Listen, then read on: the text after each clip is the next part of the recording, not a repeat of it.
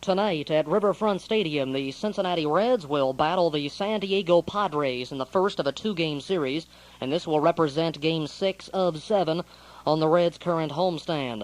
A business day special is in the offing for tomorrow afternoon, and that will close out this homestand and wrap up season's play between the Reds and Dick Williams' playoff-bound San Diego team, which has now built up a lead of some 8.5 games in the Western Division as we enter tonight's action.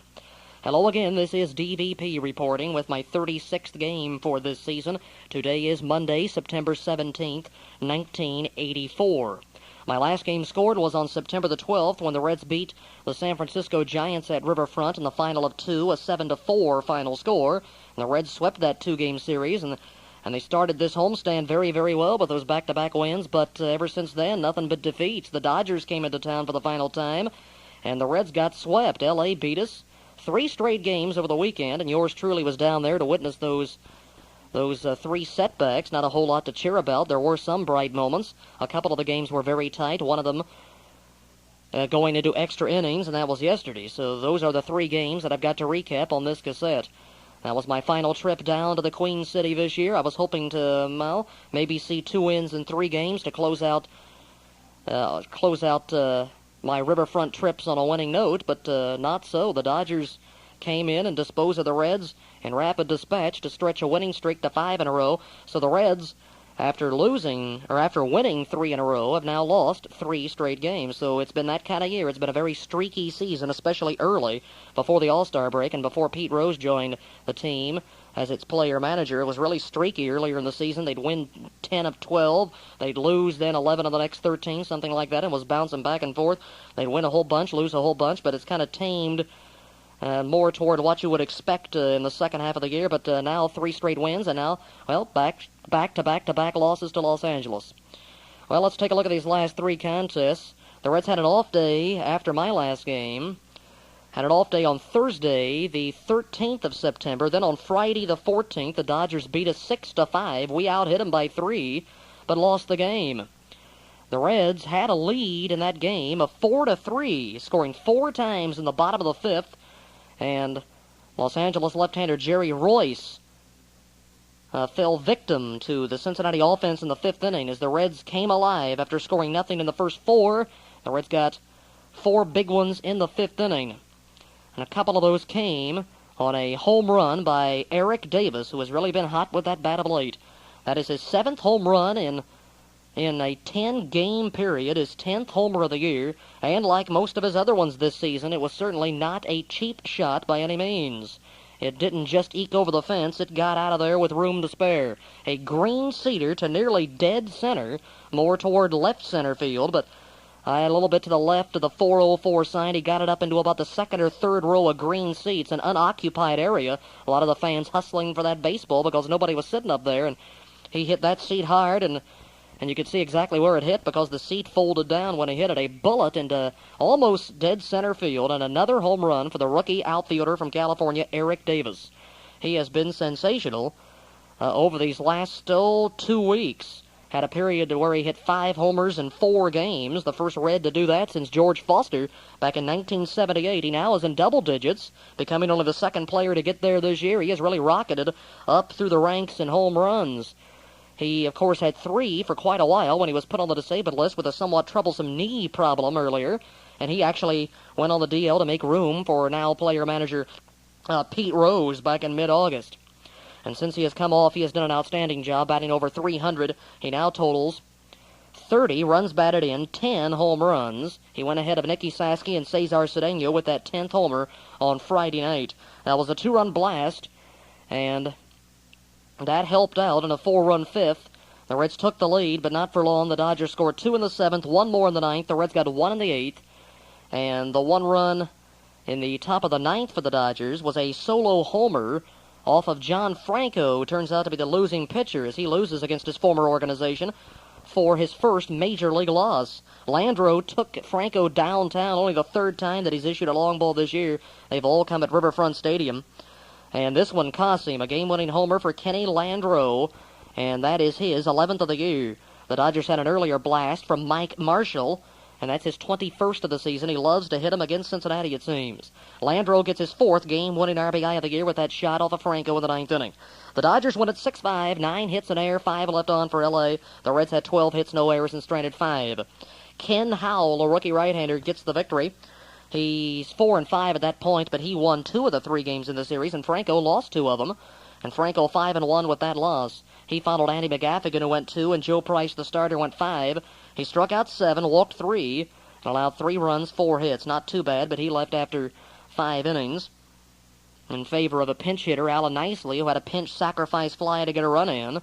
And that's his 4th RBI in 4 games played. And Ken Howell, 3 innings, 4 hits and a run with 4 strikeouts. He's the star of the game that night. Jerry Royce started, went 6. He allowed 8 hits and 4 runs with a walk and a strikeout. 2 hours and 37 minutes to play that one. They had a crowd of 11,852, 11852 paid at Riverfront. 3 homers in the game, Davis, Marshall, and Landreau. The Reds at that point had hit 99 homers. Dave Parker over the weekend had the 100th home run for the Reds as a team this season. So that stopped the 3-game Reds winning streak. Then the next evening, on Saturday, September the 15th, in a 7:05 start, it was actually pushed back to 7:15 because there was a lot of congestion around the ballpark, what with Oktoberfest going on in the downtown area, so they made it a 7:15 start time. And it didn't matter when it started, the outcome was the same. The Dodgers came out on top 5-2 this time. 5 runs, 11 hits with an error, and 11 left on for L.A. The Reds had 2, 5, 0, and 6. Oral Hershiser weaved his magic again. He pitched a 2-hit shutout back in late July at Los Angeles. And he gets a complete game for his 9th win of the year. That's his first complete game, I think, since he pitched that shutout against the Reds. His 6th completion of the year. He allowed 2 runs, 5 hits with 3 walks and 5 strikeouts. He now is 9-8 on the season. He had lost 4 of his previous 5 decisions, and one of those was to the Reds. And his outing before that one on Saturday, that was, well, at Los Angeles, he got raked for several runs. One of his few poor outings this year. He has been one of the bright spots in an otherwise bleak Dodgers season, somewhat mystifying why the Dodgers are down in the pack as far as they are, but they're well under 500 and are going to finish under 500 for the first time since 1979, when they were, I think, 4 under 500 that year. But Hershiser's been a pleasant surprise since going into Tommy Lasorda's rotation, 9-8 with about a 2.5 earned run average, and now with 6 complete games and 4 shutouts, and he has won himself a couple of games and has saved one against the Reds this season. Rookie right-hander Ron Robinson, well, like Hershiser, a rookie and throwing from the right side, he takes the loss. He's 1-2. He allowed 5 runs, 8 hits, and 5 1/3. He also threw he didn't throw a wild pitch. Hershiser did, and Hershiser also hit a batter, Pete Rose. Second time in 3 games, Rose has been plunked by a pitch. Robinson walked 6, 2 deliberate, and he struck out 2. Bob Ochinko faced 1 batter, then Frank Pastore for 2/3. Freddie Tolliver won an inning, and that is Fred's first Major League appearance. He was recently recalled from Wichita. He walked a batter, gave up nothing else. And Tom Hume, 2 pretty good innings, but it was really after the fact. So 5 pitchers went for the Reds and 1 for L.A., and the Dodgers won it by 3. 2 hours and 46 minutes to play that game, and there were not any home runs in the game. Dave Parker knocked in a run, and that gives him his 87th RBI of the year. He had a total of 5 ribbies in that 3-game series. Bill Russell gets the game-winning RBI, and that was on an infield base hit. Actually, a fielder's choice grounder, I think it was. That broke a 2-2 tie, or no, it didn't. It broke a 0-0 tie in the top of the 4th. The Dodgers got 1, then 2, and then 2 in the middle innings. And the Reds got 1 in the bottom of the 6th on a Dave Parker base hit. Alan Nicely, with another sacrifice fly, in the bottom of the 9th inning, got the Reds their final run to make it a 5-2 final. A crowd of 29,466 showed up, and not nearly all of that was paid. Only 18,783 was the paid figure at the stadium. And that made it 4 consecutive Los Angeles wins, and they've been fairly hot, and they have gone up by some 8 games now on the Cincinnati Reds. It looked like for a while the Reds might be able to catch the 4th-place Los Angeles team, but it doesn't look like that is going, to become reality. So on Billy Russell's game-winning bleeder in the 4th inning, the Dodgers built the lead from there and won the game 5-2. Russell 1 for 4. I'm trying to think if he beat that out. It was a half-swing nubber to the left side. It got a runner in from third base. And they squeezed a few runs home, I think, in that series. Tommy Lasorda likes to put on that squeeze play, and it works just about every time. And Russell, a little half-swing nubber, and that got the run in. But in any event, he gets his fourth game-winning run batted in of the year. With that fourth inning RBI. So that brings us to the Sunday afternoon wrap-up to the series, final game against the Dodgers this season. And it was a 10-inning contest. And a rather exciting game on Sunday, September 16th at 2:15. And that was team photo day at the ballpark. Dodgers win it 7-5 in extras. Steve Sachs knocked in the winning run at a 2-run Dodger 10th inning, his fifth game winner of the year. There was one home run by the Reds' Dave Parker, his 16th home run of the season. That gives him 91 RBIs. It was a 3-run blast to tie the game up in the sixth inning.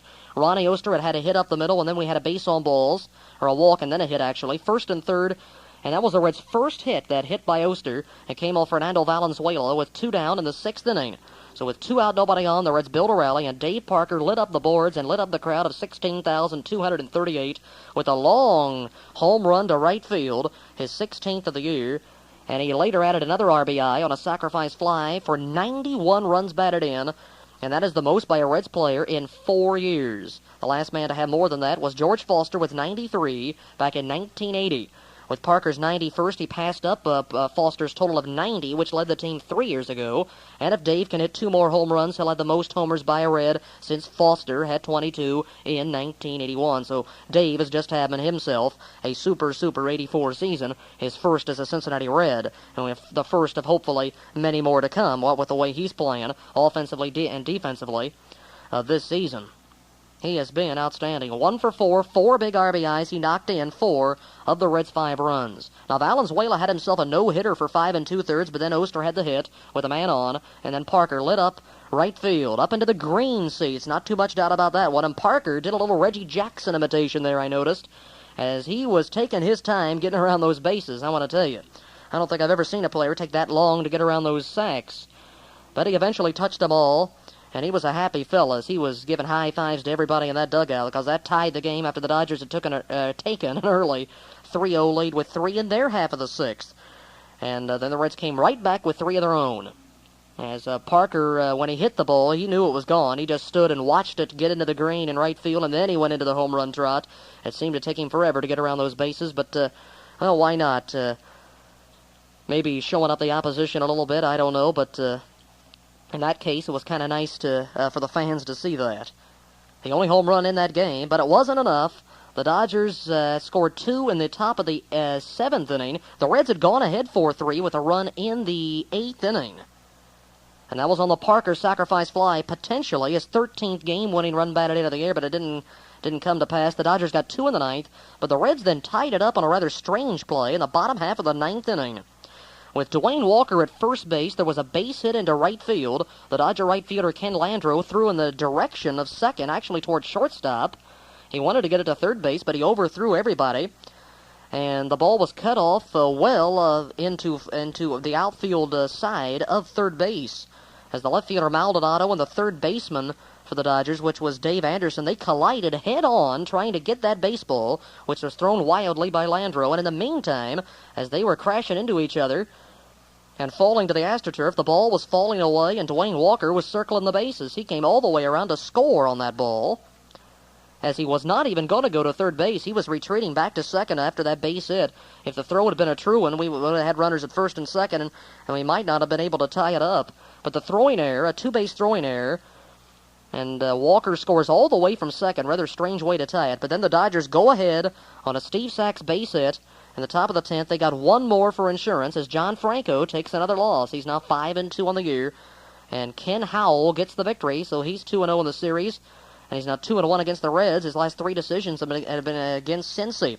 He's 5-5. He went 2 innings, allowed 3 hits, 2 runs, 1 of them earned. Fernando went 7, allowed 3 hits, 3 runs with 7 Ks and 3 walks in his 4th outing against Cincy this season. Pat Zachary also relieved, and then Carlos Diaz, and then Bert Hooton. And Hooton gets his 4th save.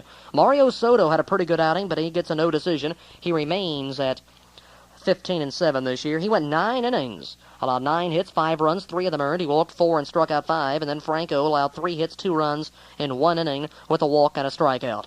That was a 3-hour and 14-minute game, and a crowd of over 16,000 saw Dodgers sweep the series, win their 5th in a row. 7-5 is the final score. But indeed, an exciting game. The way the Reds were able to tie it up on the Parker homer in the 6th. They tied it again on the strange play in the air by Landreau in the 9th inning, but were not able to tie it again in the 10th as the Reds went down. I believe we did get a man on in the 10th inning, but Cesar Cedeno hit a pop-up on the infield. He was 0 for 5 on the day, only 1 for 15 or so in the series. He had a pop-up on the infield, and that ended the game as Hooten got him to pop one up, the only batter that he faced. That sent the Reds down to their 3rd consecutive defeat. But still, a big day for Dave Parker as he gets over the 90 mark in RBIs, and he has a legitimate shot at getting 100 for the first time for him since about 1978 when he won the MVP. This is his best season since 79 when he led the Pirates to the eventual World Championship that year. 16 homers, 91 RBIs, and a plus 280 batting average. Some outstanding credentials for Dave. He continues to add to them with a home run and 5 RBIs over the weekend. Gary Reedus had a stolen base in that game yesterday afternoon, his 47th of the year. And Dave Concepcion added one, his 19th of the season. He's had 3 or 4 in the last 10 days. And Reedus, his 47, a new career high for him and the most by a Red in some 4 seasons. Reds had a couple of pinch hits. Reds pinch hitters have been doing a pretty good job of late. In fact, Foley had a pinch hit on Saturday. Milner and Walker each came through with pinch singles on Sunday, and Walker's was a big one as he got on and then scored on that throwing error in the 9th inning. He's now 3 for 11 as a pinch hitter. Wayne Krenchik, he also walked as a pinch swingers. And so that was very productive in that game, but still, in the long run, doesn't get us anywhere as we lose the contest 7-5. 7 runs, 12 hits, an error, 10 left on for the Dodgers. The Reds had 5 runs, 7 hits. They committed 2 errors and 5 men left on base. And 2 errors leading to a couple of unearned runs, which in the long run was the difference in the game. So the defense really kind of cost us that game. But the Dodger defense almost cost them the game also as they let the Reds tie it up on that unearned run in the 9th inning. Well, I think that takes care of the last 3 games. Not a whole lot of happy news there. Did have some pretty good performances by Eric Davis in the one game and Dave Parker over the whole weekend as he continues his hot hitting. But Johnny Franco suffers his first 2 losses in the big leagues, breaking his personal 5-game winning streak.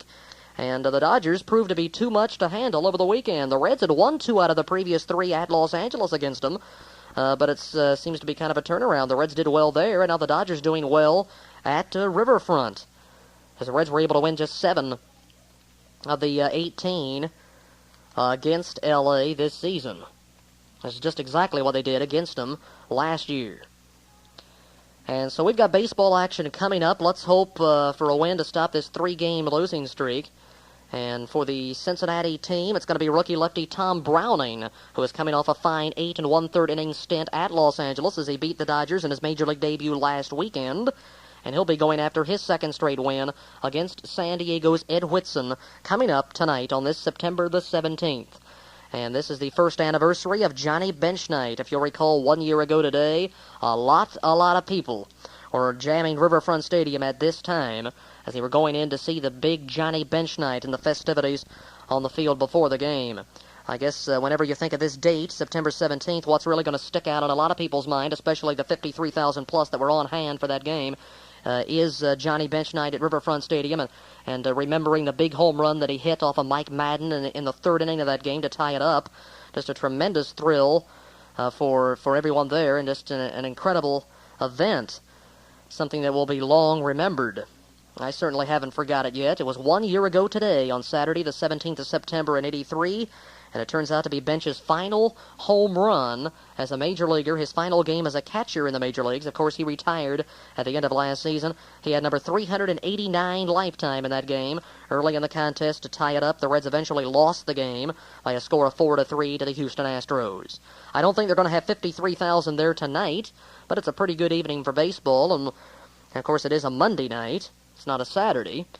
And so we'll see how the Reds fare tonight as we play the first of two against the San Diego Padres in the 6th of 7 on this homestand. So, September baseball action from Riverfront is upcoming.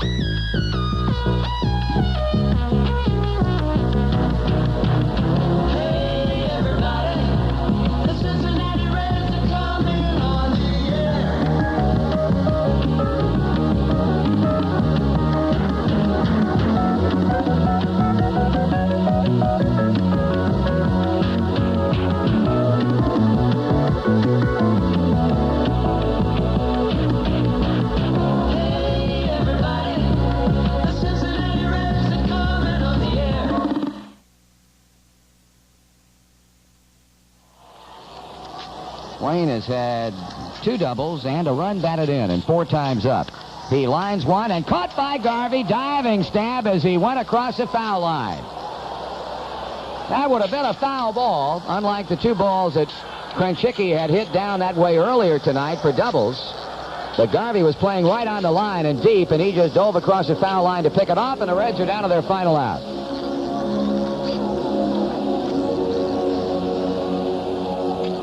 Concepcion 0 for 3 with a sacrifice fly. He fouls it back.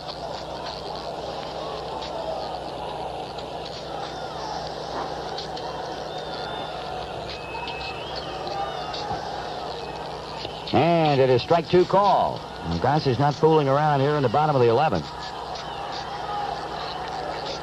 He winds, he throws, and Concepcion hits one into right center field. It's going to be caught by McReynolds, and that's it.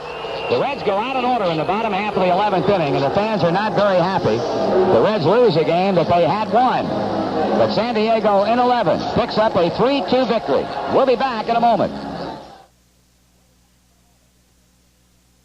Well, you know, they say if you hang around this game long enough, you will see something eventually that you've never seen before. And, well, from this reporter's standpoint, that was the case tonight. They ought to put an asterisk by this game because it was a game in which Cincinnati ostensibly had won, but they didn't. Here's the way it went. San Diego scored first in the 4th inning. A single by Garvey, a 1-out base hit by Martinez, and a single by Terry Kennedy, 1-0 San Diego. In the bottom of the 4th inning, Dave Parker worked Ed Whitson for a walk. Cesar Cedeno had a base hit. Krenchicki's fly to deep center got Dave to third, and Dave Concepcion scored him with a fly to left. It was 1-1. In the 5th inning, San Diego went out in front with 2 down. Al Wiggins doubled to left field, and Tony Gwynn had his 3rd straight hit. A single to center to pick up RBI number 66, and San Diego had jumped out in front by 1. It remained that way until the 9th inning. Whitson was 1 out away from picking up his 14th win on his 2nd complete game of the season. But Cesar Cedeno had a base hit to left field and stole second, and then scored when Wayne Krenchicki had his 2nd double of the night, a rocket down the right field line to even the count at 2-2. Goose Gossage then came on to face Dave Concepcion, and with a winning run at second, he popped Davey up to second base, and the game went into extra innings. In the bottom half of the 10th inning, with Gossage on the mound, with 1 out, Oster had a base hit into left center field. Tom Foley bounced off the bench and had a ground single to right with Oster going to third, and Eddie Milner drew a walk to load him up. So the Reds had 1 out, the bases loaded, and Gossage and the Padres in very, very hot water with Pete Rose at the plate. Pete lined the ball back through the middle. It was, at least from our vantage point, a clear-cut base hit, but shockingly, Ron Oster's first reaction was back toward third. And by the time he could get things in order and come to the plate, center fielder Kevin McReynolds made the right throw to catcher Terry Kennedy, and Ron was out easily. Dave Parker ended the threat with a fly ball to center, and what should have been a 3-2 victory was still a 2-2 ball game, and we went to the 11th inning. In the 11th, the Padres won it when Kevin McReynolds singled. 2 outs later, Greg Nettles batted for Luis Salazar and hit a routine flare to right field. Parker came racing in. The ball took 1 bounce and cleared Dave's 6'5" frame, bouncing over his head. It ended up as a 3-base hit for Nettles, and McReynolds came all the way around to score to make it 3-2. And after that, the Reds went out in order, 1, 2, 3, in the bottom of the 11th. San Diego had 3 runs, 12 hits, and left 8. The Reds 2 runs, 8 hits with an error, stranding 4. Gossage the winner, 10-6. Power the loser, 8-6. Reds have now dropped 4 straight. They got the wrap-up to the series and the homestand tomorrow afternoon at 12:35 as Joe Price duels like left-hander Dave Dravecky. We'll be on the air with the pregame shows and the Reds play-by-play story on most of these same stations beginning at 12:05. Again, the final score tonight, a game that took 2 hours and 42 minutes to play before a crowd of 7,728. In 11, the Padres 3 and the Reds 2. Well, this one was a tough one to lose tonight. It looked like we had it in the bag in the bottom of the 10th inning, as Marty Brenneman just explained, on that Pete Rose line shot into center field that should have been a game-winning single. That would have been his second hit of the game and his 100th hit of the year. That would have marked the 22nd consecutive year that Rose has amassed 100 or more hits in a season. And he would have become the first major league player in history to do that. He's going to, of course, be doing that in the next few days, but it would have been a nice way to get that 100th hit of the year in a clutch situation like that. With the bases loaded and 1 out, Rose hit what appeared to be the game-winning single up the middle, but apparently he hit it just a little bit too hard. At least Oster thought it was hard enough to possibly to be caught out there by the center fielder. And I don't know if that was his thinking or not. It must have been, because his initial reaction was back to third to possibly tag up, or maybe he didn't want to take a chance of being doubled off of the bag in case the ball was caught. But, it was not caught. It was played on the bounce by the center fielder. But, of course, the outfield is playing in that situation, a sudden death situation. And there's no way you play back under those circumstances, and so there might have been an outside chance of McReynolds diving and making the catch on that line drive into center field. Apparently that's what Oster's thinking was, as he went back to the bag, and when he did that, there was no way for him to get into home plate safely. That's a force play situation, so a strange fielder's choice going 8-2, and that cost us the game right there. A tremendous blunder on the bases by Ron Oster. Boy, you just can't do things like that and expect to win ball games, and we did not win this one, not surprisingly, after that boner on the bases. Padres come up with one, come up with a winning run in the next half inning in the 11th, and boy, they gained a big reprieve. Well, that's about the biggest reprieve you can get. As Pete Rose is up, he lines what appears to be a single with the bases loaded, and you would think, in this situation, the Reds would have themselves a sudden death victory. But not so. Boy, the Reds losing some tough ones. A couple of unearned runs against the Dodgers yesterday certainly did not help. That really lost us that game right there, 7-5. That one was an extra, so back-to-back extra inning losses. And the Reds have now lost 4 straight, coming on the heels of 3 consecutive wins. So we've had streak after streak going right here. And this was indeed a tough one right here.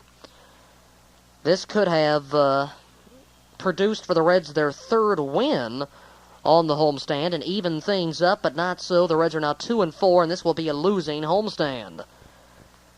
That comes on the heels of a very successful West Coast road trip to 3 cities when the Reds won 4 of 7. But the final of this 7-game stand will be tomorrow afternoon. The best the Reds can do is 3-4 and split in this 2-game set. So just bad news there in the 10th inning. Appeared to have that thing won. It's too bad Rose didn't hit a little dribbler up the middle. In that case, no way Oster would think that ball was going to be caught. You got to go halfway, I would think, on that type of ball, because I don't think there's any chance of McReynolds throwing out Oster at third base. If he goes halfway, I think there's still ample time to get back, and there's no way you're going to tag up anyway and score if the ball is caught, because, as I say, the outfield is playing in. And McReynolds with a good arm as he displayed on that play as he fired a strike and got the out easily at the plate. McReynolds would have thrown out Oster easily if he'd had a start from the bag and go 90 feet after he made the catch. I don't know if he was attempting to do that or not, but anyway, however you look at it, it was a big, big boner on Oster's part. Well, those things are going to happen, I guess, but they've happened all too often, I believe, here in the 84 season as the Reds go down to their 87th loss of the year. That's only one shy of last year's total, so the Reds can only lose one more the rest of the year in order for them to have as good a record as they did in 1983.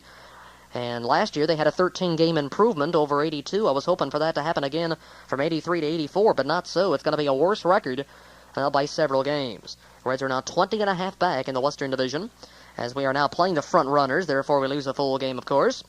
The Padres stay 8.5 ahead, reduce their magic number to 5 for winning this National League West. It'll be their first ever Western Division championship. It's the first time they've ever gone to postseason, and it's no doubt going to happen for Dick Williams' surprising Padres. They are surprising. Well, when you look at them, I really didn't expect them to finish first. The Dodgers, the Braves, the Astros, all pretty good ball clubs this year. I expected the Padres to finish up in the upper division, but not in first, and they are really running away with things right now, as it turns out, in this West. Mid-September, the magic number's 5. Not bad for Dick Williams' gang.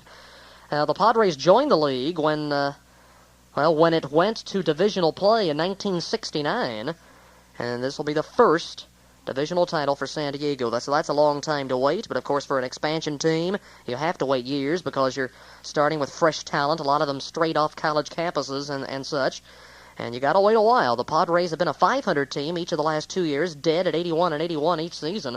That's about as consistent as you can get, I guess. 162 wins, 162 losses in 2 years.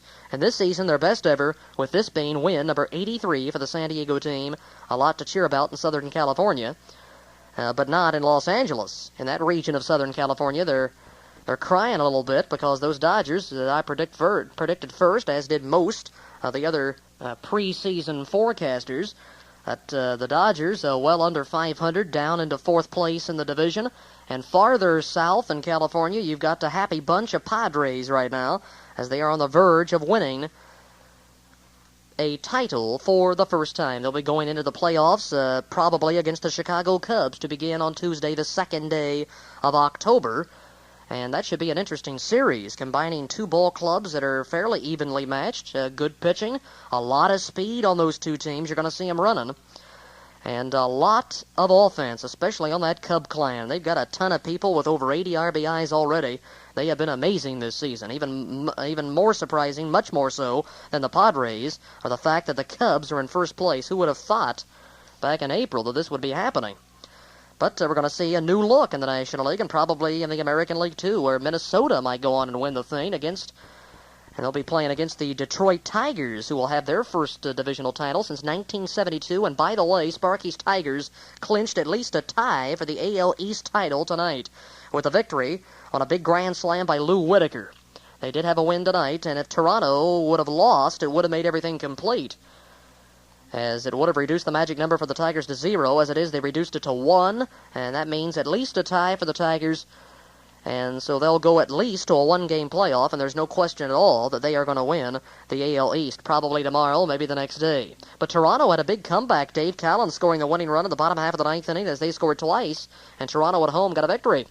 So they averted, at least for another day, the inevitable, and that is being eliminated and finishing second behind those hot Tigers, who will become the first team in many decades to lead a division, or lead a league, if you will, from wire to wire. They led from day one. Of course, they got off to the 18-2 start, 35-5 at one point. Just an amazing start, the best in Major League history, and they've really continued it on through the season. They're going to win about 100 games this year, and Sparky is going to become a unique pilot, becoming the first manager ever to pilot two teams that have won 100 games each in a season. What a strange season it's been, really, in several aspects. Who would have thought the Twins, Cubs, Mets, and really, for some people, the Padres to be that high and that far into first place, way ahead of everybody else in this division. And on a negative side, who would have thought the Reds would be worse than last year? I really thought it was going to be an improvement, but not so. The Reds several games behind last year's pace, continuing to lose, and a tough one tonight, and I'll have a recap on that one coming up. And let's see. It's time to go on to various and sundry items, such as my statistics for my game scored. This is game number 36. Wait a minute, I got the wrong sheet here. I'm looking at game 35. I was 18-17 coming in, and a 4-game winning streak. Well, that could not be extended, unfortunately. Well, if Oster had not made that blunder on the bases, I would be boasting now of my longest winning streak of the year, and also boasting of as many wins this season as last in my game scored. 19-20 last year was my record. It would have been 19-17 with this win, which of course we should have had in the 10th, but instead it drops to 500, 18 wins, 18 losses for 36. That's a 500 percentage exactly, of course. And against the Padres, a final record of 0-2, both games at Riverfront. So far in the month of September, 4-1, and the 4 straight wins Well, that matches the longest winning streak that I've had this year, and that's now over. 5 wins in the last 7 still. That's pretty good. 7-5 in the last 12 and 13-12 in the last 25. The Reds under Pete Rose have gone 5-4 in my games scored, and so far since the All-Star break, 8 wins and 8 losses. At home, 6-10. In extra inning games, now 3-4 with this defeat. And now 8-7 in one-run games. Lifetime record of 217 and 161. And on cassette tape, 150 victories in 271 games. This is game 386, lifetime since 1975. Starting lineups tonight for the visiting San Diego Padres, who come into town for the second time in as many months and for the final of 3 times this year. The wrap-up to the seasonal series will be tomorrow. The Reds cannot finish 500 against them. I think they did last year. The Reds are now 7-10 against the Pods. They needed a sweep to finish even. 4-4 at Cincinnati, and the Reds lost 6 of the 9 at San Diego this year. Didn't play very well in that place, but when they did win, they won some big ones, and won by some wide margins. I remember one was 12-1, I think, as we had 3 home runs in the first inning off of Eric Shaw in that one game at San Diego to account for one of those 3 Jack Murphy Stadium victories. For San Diego, Alan Wiggins led off at second base. He came into this game at 254. Not exactly a stellar season for the young infielder who used to be an outfielder. He's played first base, second base, and left field on a regular basis, or semi-regular basis, in the last 2 years. He came up to the Pods in late '82 and has really been burning up the base path since he came into the league. He has about 60 stolen bases this year to, I think, rank him, well, either first or second in the league. You've got Timmy Raines, of course, who is always up there with the Montreal Expos. But Wiggins, 32 RBIs, 3 home runs, and he occupies that second base position now. And he's been doing a pretty good job in the field, they say. Batting second in right field is the best hitter in baseball. Well, the best hitter in the National League anyway. I think he would get some argument if you say he's the best hitter in baseball with the way Dave Winfield and Don Mattingly of the Yankees have gone to hacking against American League pitchers this year and leading the American League race all season long, Winfield and Mattingly. But Gwynn is certainly a fine, pure hitter. He can certainly hit that baseball, as the .353 average would attest. .353 this late in the year. He's got 203 hits, including 3 straight today. And he was shut out his last 2 times up. But he is now approaching a San Diego Padre club record for base hits, I think set by Dave Winfield a few years back. And also, he's going to set some other club records as well. He is having one dandy year, and he's going to win himself a batting title easy. He's about 35 points ahead of everybody else. So Tony Gwynn will be the batting titleist here in '84. 5 homers, 65 RBIs for Gwynn. He's also got a bit of power. And he hits the Reds very well, as he does apparently everyone else in the league. Batting third at first base is Steve Garvey. All these guys having pretty good years. Of course, they all put it together this year. That's why they're 8.5 ahead of every other team in the division. Garvey, a pretty steady year with 8 homers, 84 RBIs, and this is his first full year of injury-free baseball with the Padres. Last year he got into exactly 100 games before he hurt a thumb in late July at Atlanta and had to sit out the rest of the year, stopping his consecutive game playing streak at let me think of what it was. Was it 1,207, I think was the figure. Yes, 1,207 consecutive games played. Going back to 1975, that was stopped. But now he's got another streak alive of 147 straight games this year without committing an error. So he must have committed an error early in the year. But in the last 140-plus games, he has not made an error, and that's a record. I believe that's a record that he is now extending, of consecutive games within one season by a first baseman of errorless ball. He is an amazing fielding first sacker. Has been all his career. He moved to first base in 1973, I think, after playing somewhat erratically at third base, much like Tony Perez of the Reds, who moved from third to first and became fairly steady over there. And Garvey, of course, is known for his bat. 84 RBIs this year and 17 points shy of 300, so he needs to go to town to get to that 300 mark.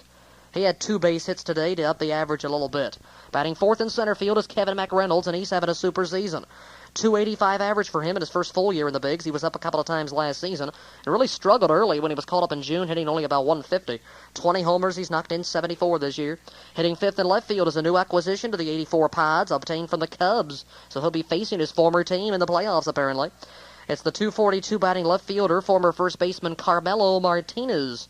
He's had 13 homers, has driven in 65 runs, and has been doing a steady job for Dick Williams' team. He came over from the Chicago Cubs. I think that was part of that three-way trade, also involving the Expos and Gary Lucas. And that was a pretty good deal, I guess you would say. As, let me think here, the Cubs got Scott Sanderson in that trade. The Padres picked up 3 players, Fritz Connolly, Martinez, and also lefty reliever Craig Leverett. So a pretty good trade for the Pods, I think, in the long run. Gary Lucas went to Montreal to finish off the deal. And so Leverett's has really taken up where Lucas left off in that bullpen last year. And in fact, he's probably doing a better job than Lucas did. Martinez is followed by Terry Kennedy. Pretty good meat of this order. Even up to the number 2 position, you got Gwynn, Garvey, McReynolds, Martinez, Kennedy, then Salazar, and then Templeton, who's been a 300-plus hitter in the past and hasn't really put it together since going to the Pods and leaving St. Louis. This is a fine attack here, and they blend this with great speed and outstanding pitching, and that makes for a winning team, and also an outstanding manager in Dick Williams.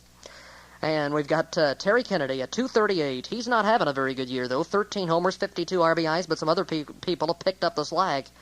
Hitting 7th is Luis Salazar at third base at .241 average. Batting 8th at shortstop is Templeton at .258. Next is Ed Whitson on the mound, .056, and he's knocked in a run. He's only had a couple of hits all year long. And for the homestanding Cincinnati Reds, Eddie Milner led off in center field. He's getting a rare start. I wasn't sure if he was going to start again the rest of the year because he was still having problems coming back from that hepatitis problem of his. But he's out there in center field. Didn't do much today. Lowered his average, which stood at .244 at game time. 7 homers, 27 RBIs. Pete Rose batting second at first base. And the Reds playing manager has been hot since coming over from the Expos. A .388 batting average since returning. Overall hitting .284. That's a season's high water mark for him. Came to the Reds batting .259, so you can see what being in a Reds uniform again has done to him. Has really, I guess, rejuvenated him, you could say. And he's done a fairly decent job at managing the team, I would have to point out. Had won 12 and lost 13, so he was getting close to 500, but now with 4 straight losses, he is now 12-17 as Reds manager. He has hit safely in 7 of his last 9. He has not a home run yet, but has driven in 30 runs, and it should be 31 with that one that did not score tonight. Next is Dave Parker in right field. He's got to be the team's MVP at season's conclusion, and he will wrest that award away from Mario Soto, who has won it the last couple of years, in addition to being the club's pitcher of the year, which he probably will be again this season for the 3rd or 4th consecutive year, 3rd straight year, I guess, 82, 83, 84. And Parker, with these numbers, well, might get some votes for the league MVP when you think about that later on in November. 91 RBIs, most by a Red in some 4 years. 16 home runs, most by a Red since Reedus had 17 last year, so Parker ought to equal that high water mark. 12 game-winning RBIs, 159 hits. That's the most by a Red in a few years. 557 at-bats. That's the most by a Red in several years, since at least 1980, because each of the last 2 years, Ron Oster has led the team with exactly 549 each season. And Parker's also had a 12-game hitting streak this year, second longest on the team. Leads the team in doubles with 25, most in 2 years.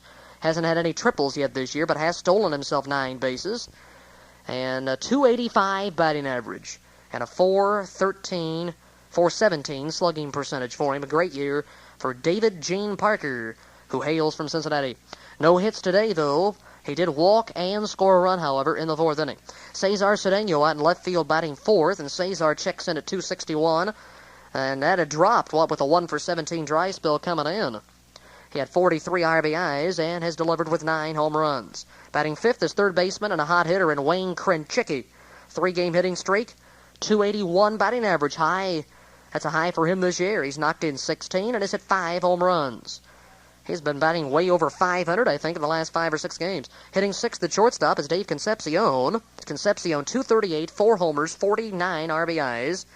The latter 1/3 of the Reds lineup on this 17th day of September. Stacks up like this. Brad Golden, the catcher, Ron Oster, the second baseman, and rookie left-hander Tom Browning on the mound for the second time in his major league career since being promoted from Wichita on the 4th day of this month and joining the team in Los Angeles on the 7th, which was a week ago this past Friday night. And he got into his first major league game last Sunday, pitched himself an outstanding contest, allowing just a run in 8 1/3 innings, nearly became the first major leaguer since 1975 to hurl a shutout in his debut. Eric Rasmussen did that, who was at that time Harry Rasmussen with the Cardinals back in 75. But Browning gave up a run with one out in the 9th inning to the Dodgers. Still an outstanding outing to get him his first big league victory. Today it's a no decision for him. He also had a base hit against the Dodgers last weekend, so he was 1 for 3 coming in to this evening's action. Brad Golden hitting at .225. He had been fairly hot, hitting in 6 of 8 games. He's had 3, make that 4 home runs this year, and has driven in 33. And Ronnie Oster in that 8 position, batting at .245. He's been a steady hitter since the All-Star game. He's had 3 home runs and has knocked in 36. The umpires for tonight's game. Ed Montague did it behind the plate. At first base, Dutch Rennert. Over at second base, Eric Gregg. And at third base, the veteran Lee Wire. The game was played under clear skies, cool autumnal conditions. I think fall is arriving a little bit early. I tell you, almost overnight it changed, because last Thursday it was sizzling. It was upwards around 90 to 95 degrees in the tri-state. But the very next day, the high was in the low 70s, and it's been down there ever since. High today is 72 degrees, low tonight of 41. The game was underway exactly on time at 7:35 p.m. Eastern Daylight Time. With this loss, the Reds have now lost 4 in a row and 22 of their last 35, but still the Reds have won 5 of 10, 8 of the last 15, and 9 of the last 17. The Padres snapped a brief 2-game losing streak with this victory. They had lost big to the Astros at the Dome last night. Rich Gossage taking a loss, and today he gets a victory. So the Pods have still lost 2 of 3, along with 4 of the last 6 and 6 of the last 9. So hopefully they can get hot, for their sake anyway, so people don't say that they backed into the title. I mean, they had the big lead. They built it up. It'd be nice for them to go into the playoffs with some momentum. They need to win some ball games toward the end of this season, but they have not been doing that of late. They've lost 4 of 6, 6 of 9, and they've gone 7 and 13 is all in the last 20 games. But today has to be a boost to them, a game that was actually lost, but they grasp it out of the fire. Somehow they're able to salvage it on that turning point in the 10th inning. That has to be the turning point in the game. Because if Oster doesn't go back to third, we win. Instead, the Pods win. It'd been nice to salvage the game anyway and make up for the boner, but just could not do it, as Gossage was too tough in the late innings. We almost made Rich a loser for the second straight day. His record would have gone to 9 and 7. He lost yesterday, giving up a couple of runs. Mark Bailey, 2 big home runs for the Astros, but the winning run came in on a couple of bleeders, I think, in the 9th inning. An infield hit, and I think a wild pitch by Gossage got a run in. That's something Gossage is prone to do on occasion. This is Rich's first National League season since 1977. Only his second year in the National League. He was with the Pirates 1 year before going to the Yankees for 5 or 6 seasons. Played out his option there, became a big money free agent, and did sign for those big bucks, about $5.5 million a year at least. Or not a year. Not a year. It was a $5.5 million 5-year contract, but with incentives, it's going to net Goose about $2 million a season. Well, I wouldn't be surprised in the next few years to see maybe a guy like Dwight Gooden, who was burning up the league with his pitching, maybe making $5 million a year. Well, this day and age of inflation, you never know. Pitchers like Soto, Gooden are really hard to come by. You can't have enough good pitching, but that Dwight Gooden is something else. Can you believe tonight he struck out 16 more hitters? That's exactly what he did his last time out, a mere 16 Ks. Did it again tonight, but he lost the game, unfortunately. He went down to defeat because one of the strikeouts that he got turned into a base runner because of a pass ball or a wild pitch. He came around to score on a balk by Gooden, so what a way to lose that game. So it was a very tough loss for the Mets as well as for the Reds tonight. And Gooden especially so, with his second straight 16 strikeout performance. That, by the way, is a new National League record for the most Ks in 2 consecutive games by one pitcher, 32, eclipsing the old mark of 31 set back in 1962. I think he said 62 on the radio tonight. But anyway, it was by Sandy Koufax of the Dodgers. Whether it be Brooklyn or Los Angeles, and probably Brooklyn. And, well, it might have been Los Angeles Dodgers or Brooklyn Dodgers. And nonetheless, Koufax's record has been broken. He had 31 Ks in 2 straight games, but now Gooden with 32. That also ties the Major League record of 32 strikeouts in 2 games by Nolan Ryan, then with the Angels, back in 1974 when he was throwing pills past stage hitter. Of course, he had something like 383 strikeouts that year, which I think is a Major League record. Man, he was something in his prime, and I guess Gooden is reminding a lot of people right now the way Nolan Ryan was 10 years ago when he established that record of 32 strikeouts in 2 games. He had 13 and then 19, and that ties the Major League record, which is also held by Steve Carlton and Tom Seaver, 19 strikeouts in 1 game, and Gooden went to within 3 of that today. He had 11 in the first 5 innings today. He only went 8 innings, and he took the loss. But still, something else for Dwight Gooden. Had to get that note in on him. He's going to be Rookie of the Year, hands down. I don't think there's any question about it. Juan Samuel having a pretty good year with Philadelphia. I don't think he's going to come close to Gooden, though. At least as far as pitcher Rookie of the Year, no question about who it is. The young right-hander who was formerly teammates last year at Lynchburg with the Reds, Jay Tibbs. And Dwight Gooden smoking that baseball tonight. Well, let's see. What else do we have here for your listening enjoyment? Well, let's go to the top of the first inning, and let's get to it here. It's Tom Browning facing the Padres offense. Wiggins, a strikeout swinging on a 3-2 pitch. Gwynn had his first of 3 hits. His 201st hit of the year, a single into right field. And just to show you that there's no way to pitch to the guy, he goes to all fields, and he certainly displayed that today in his first 3 times up. A single to right, a single to left, and, yes, a single to center. And if he could have had an infield base hit and a bunt single his final 2 times up, he would have run the full gamut there. So a 1-out single, and he's on. And look out, he can run, too. I think he's got over 20 pilfers. Steve Garvey, a fly ball to center. McReynolds, a fly ball to right, and that's all. No runs, a hit, 1 left. The Reds had the same totals in the first. In fact, the first 4 half innings are all 1 hit, 1 left on. And no runs. The Reds had a 1-out single themselves, and, of course, it was by the captain. Or actually, he's not the captain now, but it's kind of strange. Pete Rose is a Red, and he's not the captain. Dave Concepcion's the captain of the team. But I guess you can't be captain and manager. So if that were the case, he'd be captain and player and manager and everything else. Popcorn vendor as well. He's been doing it all since coming back. He's been getting his base hits. Had a streak last week of 4 consecutive 3-hit games, actually over 2 weeks. And here he gets his daily hit, a single into right field. A line drive, his 99th hit of the year, his 27th hit since coming back to the Reds, and his 4,089th career safety. That puts him only 102 short of the all-time record held by Ty Cobb, of course, which we've talked about numerous times. Milner hit the first pitch in the air into right field for an out. Rose is at first. Dave Parker forces him a 5-4 force. It looked like the second baseman Wiggins was way off the bag, and that's one of those in-the-neighborhood calls. Second base umpire decided to call him out even though he was nowhere near the sack. And Pet Sack had something to say about that. He didn't like the call. So Parker's at first base, and Cedeno then struck out swinging. No runs, a hit, 1 left.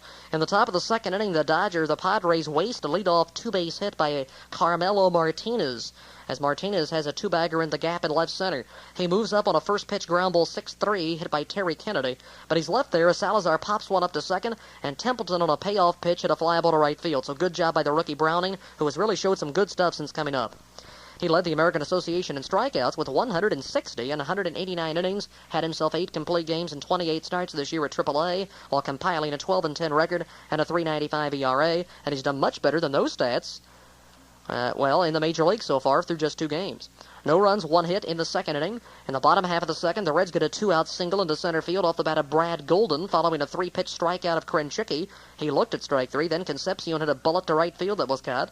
With Golden at first, Oster hit a fly ball to center, so nothing across there except a hit, a man left. In the top of the third, the Pods get a 2-out single to left field off the bat of Tony Gwynn, but then he is nailed on a steal attempt, actually a pickoff. It goes down as a cat stealing. 1 to 3 to 6 to 1 to 2. That's the putout, as the catcher Golden eventually tagged out Gwynn on a rundown. That came after Whitson hit a ground ball to the pitcher and Wiggins hit a fly ball to center, so no runs, 1 hit, none left. In the bottom of the third, the Reds are out in order against Ed Whitson, who's been around in his still fairly brief Major League career, which began in the late 1970s with the Pittsburgh Pirates. He was then traded by the Pirates to the San Francisco Giants in a 3-for-3 trade also involving Billy Madlock, a much-celebrated deal in June of '79. And from there, he went to the Cleveland Indians. And then the Indians dispatched him to the Padres, a year or 2 ago. Actually, about 2 years ago. He was traded in consecutive Novembers And he was in that deal for Juan Eichelberger and Broderick Perkins. And has done a good job this year. Last year at this time, he was 2-7 with a high ERA. This season, he's 14, or make that 13-8. Came into this game with a very respectable 3.42 earned run average. And has some very good stats, and walks and hits to innings pitched are outstanding for this right-hander. He's only 29 years old, but he's been around. He was born on the 19th of May at Johnson City, Tennessee. 6'3", 200-pound righty. In the third, he gets us out in order. Browning a strikeout swinging on a 3-2 pitch, and then Milner and Rose both grounded out, 1 to second and 1 to shortstop, respectively. In the top half of the fourth, the Pods break the ice and get a run home against the rookie left-hander. Garvey a single to left field after a first pitch fly ball to left by McReynolds. Martinez added to the rally with a single into left. Then Kennedy scored Garvey with a single into right field, and that for TK is his, let me look it up, his 75th, no, that's not right, his 66th, and that's not right, his 53rd, I'm going to get it here, his 53rd RBI of the year. And on that play, Martinez wheeled it around to third base. Then Salazar hit into a double play. So first and third, one out, still a pretty good job by Browning. 6-4-3 it goes. That's our only one of the game. And we are now at 112 double plays turned for the year. 1 run, 3 hits, 1 left. The Reds immediately tie it up in the bottom half of the fourth inning on a scoring fly ball by David Concepcion. Here's how that one sounded. Swung on, that's fouled back, and that's the same ball. They say lightning doesn't strike twice, pal. You gotta catch those. I'm not going to catch You them. can't waste all the time in this booth protecting. I've been telling you for 11 years, and sooner or later you're going to realize I am not paid to catch foul balls, nor are you, I might add. Well, I know that, but do something different because just sit here. Swinging a fly ball to left field. Martinez waits on it. He has it. Toe to the plate, not in time, and it's a 1-1 ball game. Davey is 50th RBI of the year on the sacrifice fly. Well, you could hear there in between jibes by the radio announcers, we are able to grab some highlights, but it's always nice to fill in there with some humor up in the booth, as Marty and Joe are always bantering words back and forth and exchanging comments and amusing anecdotes, etc. And we're talking about that foul ball that I did replay there, a foul ball on the 2-2 pitch hit by Concepcion. It came back up into the booth, landed right up there in the radio booth, as a lot of them do. And apparently Brenneman was ducking. Usually he's the first one to get underneath that table. Nuxall's trying to catch him, but apparently couldn't come up with that one. And then the very next pitch was the fly ball to left field, and Nuxall managed to take his mind away from the foul pop in the booth long enough to call the fly ball. So we did get the run in, and well, any way we can get one, we'll take it. It comes on a fly ball. And that's as good as any to get a run in. Concepcion has his 50th RBI of the season. So Davey gets to that half-century mark, but still nobody's going to touch Parker. Parker's almost got double what anybody else does in RBIs. That's incredible. I don't think there's another team in baseball that can make this claim. The player that is leading the team in RBIs is ahead by some 41. 41. That is amazing. Keep in mind, last year's season's high figure was 58. Parker's almost got a double that. He's got 91 now. As we mentioned, the most by a Red, and I'll continue to say it, since 1980. 1980. And Parker's best count since he had, I think, 97 and 1979. Now, Parker scored that run. He led off with a base on balls against Whitson. Moved up to second on a single to right by Cesar Cedeno. That snapped a 1 for 18 dry spell. Then Krenchicki had a fly ball to center field deep enough to get Parker to third base. And then we have a stolen base as Cece is on the move and he steals his first of 2 bases on the game. Then Concepcion has the fly ball to left on the 2-2 pitch to get the run in. And that made it a 1-1 score. Golden then fly to center to end it. 1 run, 1 hit, no errors, 1 left. In the top of the 5th inning, immediately it's untied again as the Pods get a run. After the first 2 were down, a 2-out double to left field by Al Wiggins, then a scoring single into center field by Tony Gwynn. What an amazing hitter he has been. He's a left-handed batter, and they say that his younger brother coming up out of San Diego State University is even a better hitter, and that is hard to believe, because this guy's batting out close to 360 now, and Tony Gwynn, he has not slumped off at all from day one, it seems. I don't think he's had a slump. In fact, I don't think he's gone more than 2 games this year without a base hit. That is a credit to the talent that this guy possesses. This is obviously a great pair of eyes on him, as he can see that baseball all the way down the line. He can hit just about any pitcher, doesn't matter if he's left-handed or right-handed, and now you look at this, he's facing a left-hander. He has 3 consecutive hits against a left-hander. And a left-handed pitcher is supposed to do better against a left-handed hitter. But that certainly is not the case here, as he went to all three fields. So this is a super indication of the kind of talent he's got, and against a guy he has never seen before in his life. Certainly probably never saw him in the minors. And certainly didn't, because he was in the Pacific Coast League at San Diego's AAA. And Cincinnati's AAA has always been in the American Association, so their wires never crossed at all. And comes up, and doesn't matter. Base hit, base hit, base hit. He gets a run in here. And this is a potential game-winning ribby until the Reds tie it in the ninth. This is his 66th RBI of the year. He can also produce with the runs. You get that many hits, you're bound to get some runs in. His 203rd hit of the year. This is with 2 out. Right up the middle it goes. It gets Wiggins in. That came after a strikeout swinging of Templeton and a fly ball to right by Ed Whitson. Then Garvey hit a bullet to first baseman Pete Rose to end this frame. They get a run on 2 hits and leave 1. He can go on and on about Tony Gwynn. And we happened to see, or I happened to spy Gwynn's younger brother. I can't now think of his name. I wish I could think of his first name. But anyway, it's a younger Mr. Gwynn who's at San Diego University, and he was a part of the Olympic baseball team that came through Cincinnati in late June and played an exhibition game against the Korean All-Star Ball Club.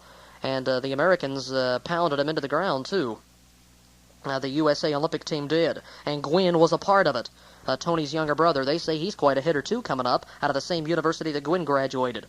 Happens to play for San Diego, too. So coming up out of the university, playing for, I guess you would say, the hometown team.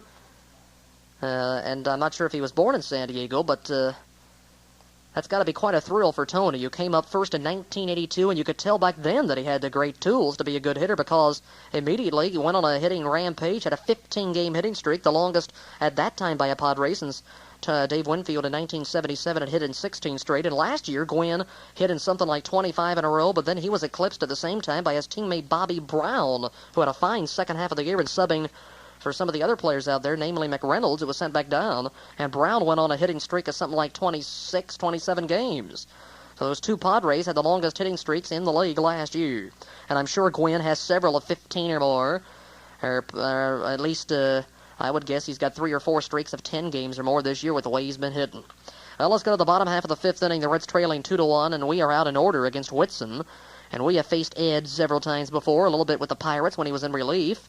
And with the San Francisco Giants, we faced him several times. And now with the Padres for his second season, he got Oster, Browning, and Milner, a fly ball to left, a ground ball to first, and a fly ball to right, and that's all. In the top of the 6th inning, Browning gets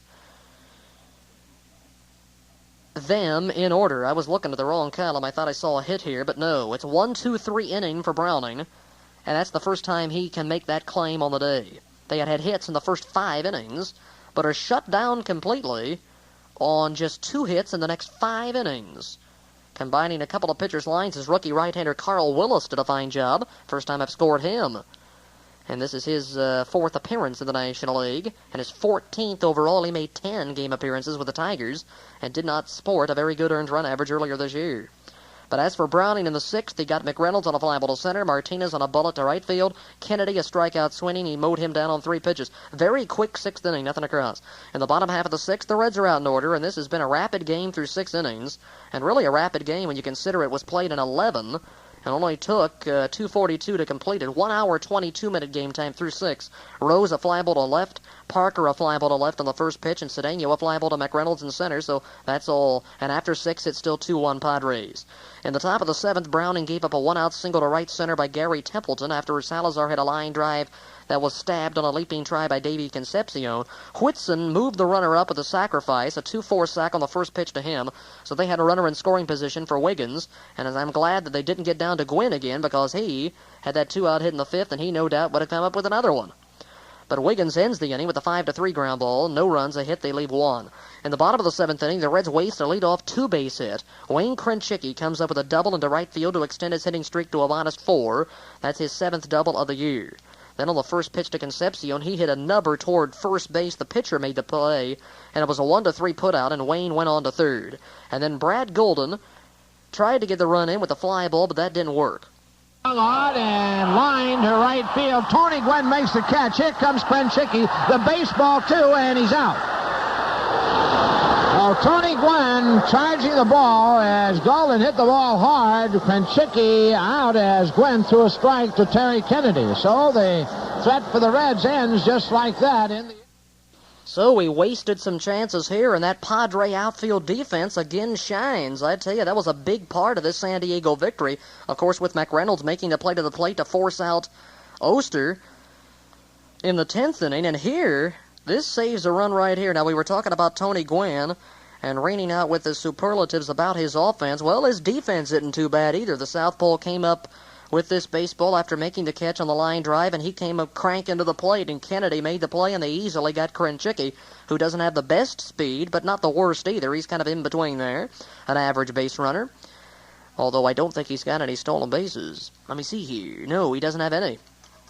Hasn't been on base a whole lot to steal many bases. He has no attempts, but here he tries to steal home, if you will, after the catch. But no, sir. Gwynn to Kennedy, they hook up on the double play, and that's it. So we had a runner at third, one out, couldn't get him in because of the 9-2 hookup. No runs, one hit, nobody left on. And that would have been the tying run, so it's still 2-1 Pods as we go to the 8th inning. The final inning of work for Tom Browning. On a 3-2 pitch, he got Gwynn on a ground ball to second base, and they finally got him out for the first time, but it took it all the way out to 3-2 before he grounded out to second. Then on a 3-2 pitch, Garvey had a single into right field. That's his second hit in his last 3 trips, and in between was a line drive. So he's getting around on the Reds pitcher. Then McReynolds, a fly ball to center, and Martinez hit a foul pop to the third baseman. So that didn't amount to anything. No runs, one hit, and they left one on. A common set of totals tonight. In the bottom half of the 8th inning, the Reds are out in order again. A couple of balls hit well. Initially, this Ron Oster deep blast to left field. He seems to have very good power to left, especially when he's batting from the left side, which is somewhat strange since he's going the other way. But he's had several opposite field home runs, and all of them coming last year when he had a career-high 11, but this year has not had that home run stroke, has only got 3. And all of them coming since the middle of last month. On the first pitch, he had a fly ball to deep left field and was speared at the fence by Carmelo Martinez. Then we had a pinch hitter batting for Browning. It's Dwayne Walker, who has done a very good job as a pinch hitter of late. Well, namely one hit yesterday. And well, he came around to score when the throwing error was made. Actually, that was his first pinch hit in quite a long time, so he's 1 for his last 2. And he has now been used as a pinch hitter 4 times, I think, in the last 4 games.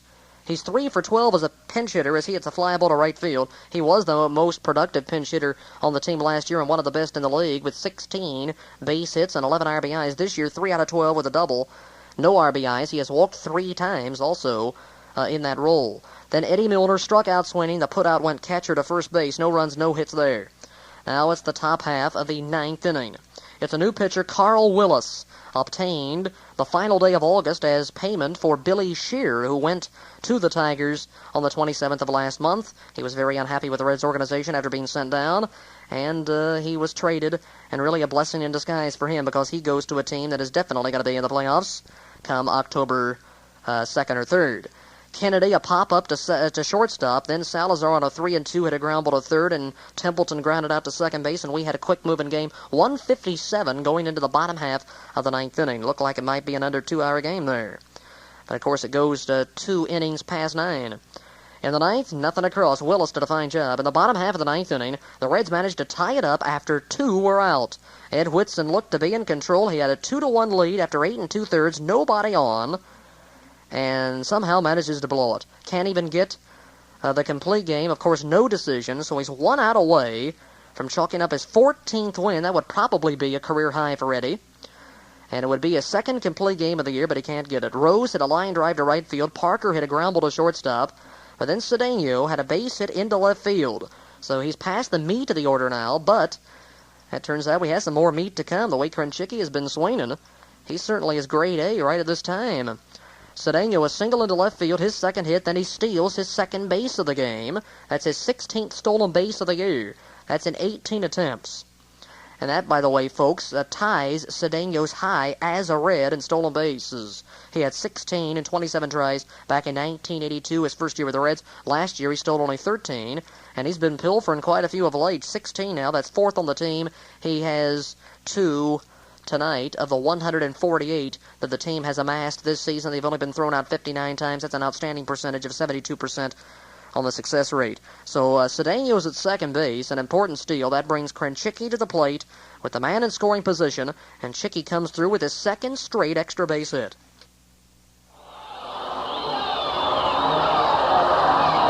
Right-hander steps back on again, checks the runner at second, pitches to the plate. Krenchicki hits it hard, double to right field. Here comes Cedeno. Krenchicki heading towards second base. The Reds have tied it and had the winning run at second.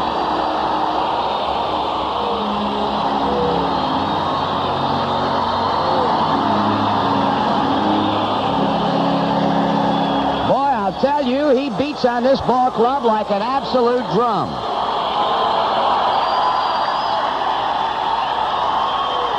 So within 1 out of winning it 2-1, Ed Woodson has given up a single and a stolen base to Cedeno, and a shot by the diving Steve Garvey and into the right field corner from Krenchicki to tie. And now Davey Concepcion will try to come up with a big hit that would win it. But Davey can't do it this time. He's facing a new pitcher, veteran right-hander Rich Gossage, who comes out of the bullpen. He throws 2 pitches to Concepcion and gets him to pop up to the second baseman Wiggins, and that's all. And we go to extras for the second straight game. So we get the tying run, and a good comeback right there. Why don't we stop it right here and not talk about the rest of the game, because the rest is on a downside. But 2 out, nobody on, and really past the big man. Rose, Parker, Cedeno had all been up, but CeCe's at second for Krenchicki, and then Concepcion and Golden if necessary. And Chickie gets the job done. His second straight double. That's his 8th double of the year, the 217th double for the team this season. And his slugging percentage is really up there. In fact, he's second on actually third on the team. 464 slugging average behind Walker's 523 and Davis's 474 slugging average. Eric Davis hasn't been in a while. He's had 7 homers and 17 RBIs and has scored 17 in his last 11 games. He's hit safely in 9 of those 11. He's been outstanding of late. A lot of tape measure homers, but Pete Rose has been getting some other people in there along with Davis. He's been using Gary Reedus in that leadoff spot out in center and Eddie Milner in that leadoff spot in center field on occasion. And Krenchicki, with his warm bat, earned another start tonight. And as Marty said, he beats up on the Padres like he owned them or something. He's batting something like 500 this year against them and 420 lifetime versus San Diego, which goes back to 82, his first season in the National League with the Reds. A double down the right field line, his 17th run batted into the year, and a game tire. Cedeno scores. He would have scored from first had he not stolen second base. And then Gossage comes out of the pen. Whitson's day is done. He cannot get the win, and he could have lost it here. Could have, in fact, lost for the 9th time if Davey had knocked in the winning run, but he popped up. 1 run, 2 hits, we left 1, and now let's go to the 10th inning. And it is still Carl Willis on the mound. He got Tim Flannery to hit a pop-up, actually a fly ball to left field on the first pitch. Double switch was made. Gossage batting 8th, Flannery at shortstop batting 9th. He's not a pinch hitter here. Then Wiggins was called out on strikes. Gwynn reached on an error by the third baseman Krenchicki as he booted his ground ball. Then Garvey had a pop-up to Krenchicki. He made the catch. No runs, no hits, an error, and they left 1 on. In the bottom of the 10th, the Reds waste the goldenest of opportunities, as we had the bases loaded with 1 out and a base hit occurred. And what do you think happened? We don't win. Unbelievable. Golden, a called third strike. Oster singled into left center field after flying out 3 times. Then pinch hitter Tom Foley, batting for Willis, had a base hit into right field on the first pitch. So that's a pinch hit for Tom, his second in a row. And Foley has now gone 3 for 10 as a pinch hitter. That's 300. Not too bad. It's amazing, this little piece of information you might be interested in. When Foley has only 1 plate appearance in a game, it's almost invariably a base hit. You look back in several records back through the last month and a half, and almost each and every time when he has had 1 at-bat, he has had a hit attached to it. But when he's had more than 1 at-bat, he hasn't fared so well. But here he's 1 for 1 as the pinch hitter. And that gets Oster to third base. Then they decide to semi-intentionally walk Eddie Milner, as he didn't get anything good to hit, and on the 3-1 pitch he walked against Gossage, and that brought Pete Rose to the plate. The big play in the game, a fielder's choice that goes not 6-4 or 3-6 or 5-4, but 8-2. That's a strange one.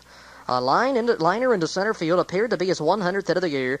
On comes McReynolds, and Oster's standing around third base. He goes back, and then, of course, he has to run. It's a forced situation. He's got to run, and he's forced out at home easily. 8-2 on the throw to Terry Kennedy. So the bases remained loaded, with Milner going to second base, Foley to third, Rose at first base on the fielder's choice. That should have been a hit. And then Dave Parker stepped up. He's got a grand slam this year, and it's against the Padres. And, boy, that'd have been nice if that could have happened one more time. And the bases loaded here would have been a nice way to end it, especially after that miserable mistake of play before. But he ends the inning with a fly ball to center field, and McReynolds, the hero of this inning for the Padres, by making that throw, he makes the catch. No runs, 2 hits, and we left 3 men on base. Oh, boy, what a waste. Let's go to the top half of the 11th now. This is where the game is won right here. McReynolds, a single to center. This is off of Ted Power, who loses for the first time since the 6th of July, breaking his 3-game winning streak. Martinez, a fly ball to left field. Kennedy went out on strikes, and then pinch hitter Nettles, sent up to bat for Salazar, had a bloop triple into right field. That was just a routine flare. Incoming Parker, he couldn't make the catch. It fell in front of him and bounced all the way over his head into the fence. A 3-base hit for Nettles to break an 0-for-16 dry spell. That scored McReynolds. And that gave Nettles an RBI and a game-winning hit. He's having a pretty good year, especially after the 15th of May or so, when he's really started to get his RBIs. He was batting about .210 in early May. Still doesn't have a very good average, but his run production is not too bad in his first year in the National League. Of course, he was obtained for the New York Yankees just prior to this season. So Nettles comes off the bench and gets the job done with a game-winning AstroTurf triple, you might say, to right field. Then on a 3-2 pitch, Gossage struck out Sweeney. He had him down 3-0. Finally came back with 3 straight strikes. And that was the inning. 1 run, 2 hits, 1 left on. For the Reds in the 11th, down 1-2-3. Cedeno, a called third strike. He didn't like it. Krenchicki hit a bullet over the bag at first that was caught by Steve Garvey. That was a liner. And a good play by Steve, who keeps that consecutive errorless streak alive. Concepcion, a fly ball to center field. That's all. We go home unhappy. Nothing to cross in the 11th inning. The Padres win in extras, 3-2. Well, are you ready for a compiled list of the statistics? Here they are. Doubles by Martinez, Wiggins, and Krenchicki. The latter had a pair of them. A triple by Nettles, although it was just a fly ball, but it had bounced into a triple. No home runs in the game. RBIs by Kennedy, Concepcion, Krenchicki, Gwynn, and Nettles gets a game winner. Stolen bases, Cedeno, who had 2. Caught stealing, officially Gwynn. Sacrifice bunt, Whitson. Sac fly by Concepcion. That's our 3rd sacrifice fly in 3 games. Double plays, Reds 1, Padres 1. The winning pitcher is Gossage. He now wins for the 10th time. He's had a ton of decisions against the Reds. I'd wager to say he's at least had 5 decisions against the Reds. I'd have to check that, but I didn't. I decided not to look it up since it'd be too much bother. I'd say he's about 3-2 or 2-3 against us this year. At least 4 decisions against us. Ted Power loses. He's 8-6. Gossage 10-6. The Pods had 3 runs, 12 hits. They committed no errors. The Reds had 2 8-1. An error by Krenchicki. Left on base totals, the Reds left 7 on. Marty said 4, but he's omitting the 3 that we left in the 10th. The Reds left 7 on, not 4. The Pods stranded 8. The game time was 2 hours and 42 minutes, and I know you're interested. That was my game time as well. So they indeed did match. So there's no need to scream and holler about that. 2:42 on the time. The attendance paid 7,728. Total in the house, 7,728. Paid attendance for the year now, according to the box score reports, and once again, for the 3rd straight year, this has been off for some reason. But according to the box score reports, which is the only thing I can go by, it's 1,205,973. But that figure would be, I think, 28 or 18 lower, according to the official reports, for some reason. Who knows why? An average of just about 17,000 per date at Riverfront this season. Now we go to some individual final statistics for this one. Let's take a look at how many players were utilized in this game, in this 11-inning contest. There were 25 players used, including some pitchers, of course, 5 of them total. 2 pitchers for the Padres, 3 for Cincinnati. The Reds used 13 players. The Padres went with a dozen. For the visiting San Diego team, this was game number 149. They've won 83, they've lost 66, a .557 winning percentage, placing them 8.5 ahead in the West. Number 2, Al Wiggins at second base, scored a run, he was 1 for 5. Number 19, Tony Gwynn in right field, one of the purest hitters ever, 3 for 5, he knocked in a run, what a future ahead of him.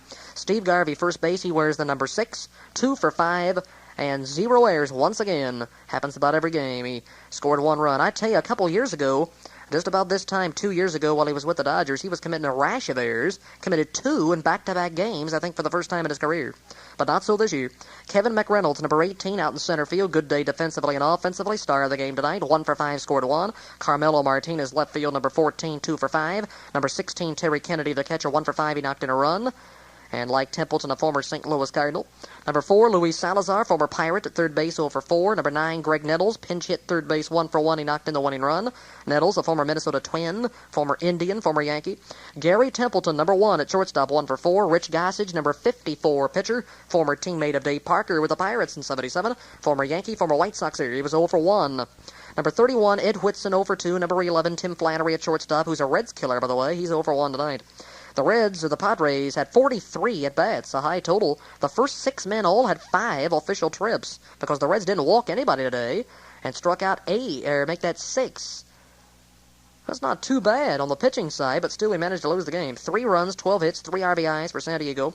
Some pitching lines now for Ed Whitson. He goes 8 2/3. He allowed 6 hits, 2 runs, both earned. He walked 1, struck out 4. Rich Gossage gets his 10th win by going 2 1/3 innings of 2-hit, no-run ball. He struck out 2 batters and walked 1.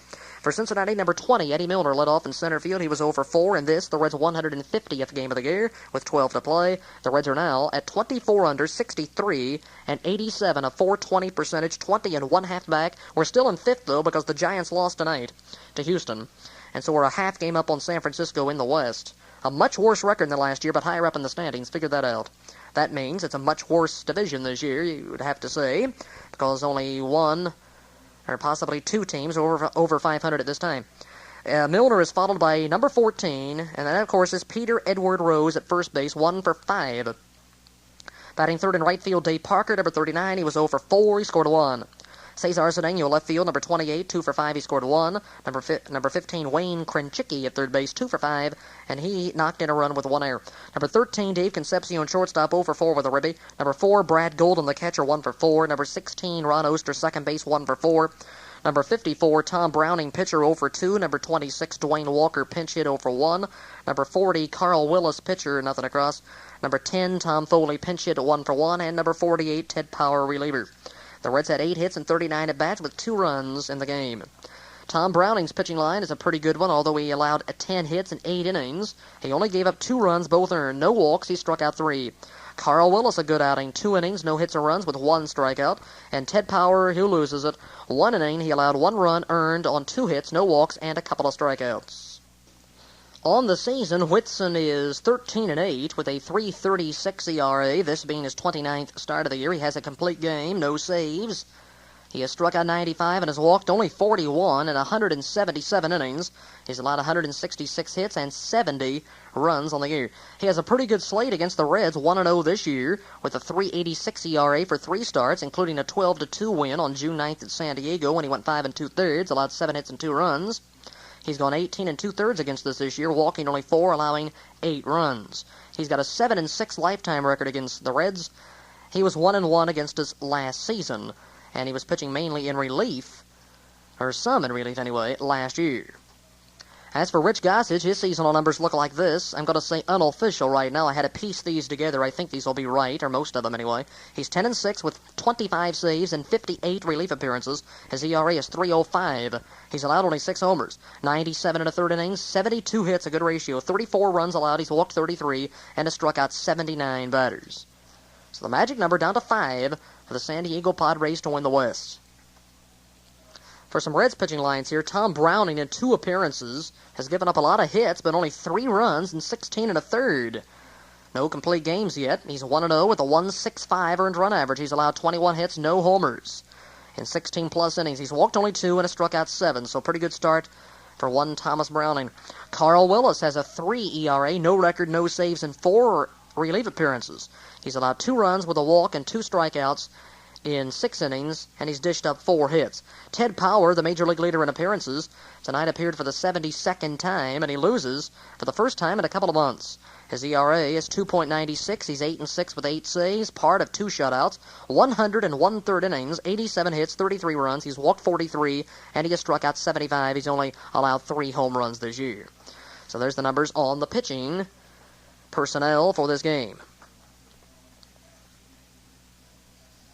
And the Reds now with exactly 100 home runs on the season, with the Dave Parker blow yesterday. The Reds team earned run average is 4.27. Team batting average is 244. And the Reds now in extra innings are 10-8 and 24-23 in one-run games. San Diego is now 7-8 in extras and 31-22 in games decided by one run. So that's it from my desk right now. Sad news, Reds should have won the game, but they lose in 11, 3-2 to San Diego. And now it's time to go on to the scoreboard program. Let's take a look at these divisional races. In the American League East, the Tigers 96 and 54. That's good enough to clinch a tie for the divisional title. Toronto was 12 back, Baltimore 15. And then the rest of the teams, of course, already having been eliminated long ago. New York, which has won 80 times. And I think the Yankees with the best record since the All-Star game in baseball. Boston, Cleveland, and then Milwaukee. The Brewers, the worst team in the majors. Actually a dead tie with the Giants. At 62 and 87, the two worst records in baseball. In the AL West, it's Kansas City now atop the division by one game over the Minnesota Twins. California is only a game and a half back, so that's really the only race left. Then Oakland, Chicago, Seattle, and Texas. The White Sox in fifth place, 9 back. They're 13 under. What happened to them? They're not even going to finish 500 after winning 99 games with the best record in baseball last year. Over a 600 percentage, are going to fall to below 500. In the National League East, the Cubs lead by 9 over the New York Mets, and for all intents and purposes, that's all over. The Phillies, Cardinals, Expos, and Pirates follow. Pirates now 20 under. They've lost 85. In the West, the Padres by 8.5 over Houston. And as I said, not many teams over 500. In fact, only one in the division is over 500. The Astros are right at 500 at 75 and 75. The Atlanta Braves, LA Dodgers, Cincinnati Reds, and San Francisco Giants round out our NL West. Let's take a look at final scores from the American League today and tonight. The Oakland A's beat the Texas Rangers 5-3 in front of 7,507 at Oakland. Home run for Dave Kingman that gives him his 35th of the year. And Kruger got the win, his 9th of the season. Bill Caudle saved his 32nd game. In extra innings, Seattle beat the Cleveland Indians 3-2 on a Darnell Coles game winner. Dave Geisel got the win, 4,589. The weak crowd at Seattle. The White Sox defeated the Minnesota Twins 7-3. Lamar Hoyt the winner, 17,052 at Minnesota. At New York, the Yankees 12. The Baltimore Orioles 7 in a wild game. And a few home runs, including a Wayne Gross grand slam, his 22nd of the year. Gamble, Bumpery, Griffey also homered. Jay Howell, former Red, got his 9th win, 16,639 at Yankee Stadium. The Blue Jays beat the Red Sox with 2 in the bottom of the 9th inning, 5-4. Garth Orge with a game-winning hit. 18,480 on hand at Toronto. Doyle Alexander's having himself a great year. He's 15-5 for the Blue Jays. The Tigers beat the Brewers to reduce the magic number to 1 with a 6-run 7th inning, 7-3. Home runs by Whitaker, grand slam, Yount, and also Parrish. And Roger Mason got the victory, 34,091 at Detroit. And Kansas City pummeled California 10-1. Reggie Jackson at his 22nd home run of the year. That's his 500th Major League home run. Bud Black got a 16th win, 28,862 saw it in California. And now some National League final scores. Los Angeles shut out Atlanta 9-0. Bob Welch getting the win, 11,243 at Atlanta. Houston defeated San Francisco at the Dome in front of 5,231, 5-3 the final score. And at Philadelphia, it was the Phillies 2 and the Mets 1. And all the way for the win was Shane Raleigh, 20,483 at Veterans Stadium. And once again, the final from Riverfront Stadium tonight. The Reds lose their 4th in a row. In 11 innings, the Padres 3 and the Reds 2 in 2 hours and 42 minutes in front of 7,728 people at Riverfront. Well, until next time, I'll be back and on out of here. This is DVP reporting.